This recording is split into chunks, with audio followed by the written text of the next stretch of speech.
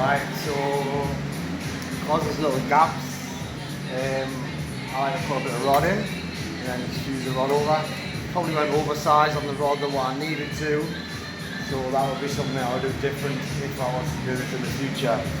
Yeah, so put it in, tighten at the bottom.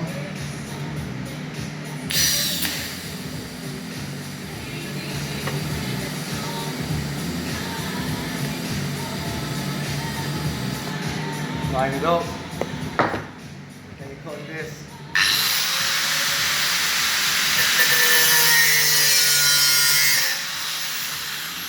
Put it on. The pliers. Squeeze it together so you get it all nice and even.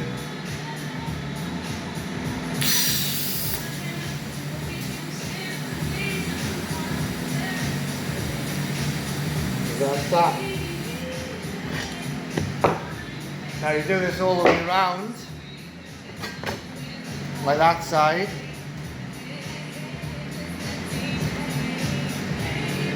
Just need to finish off them ones, and then you will tap them all down so they're flush against that side.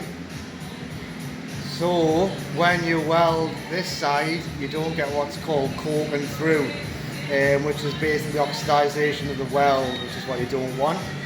So that's why I'm doing this, to stop that, so there's no need for back purge and it gets a good quality weld in there without any coking through that you would need to sand out or grind out.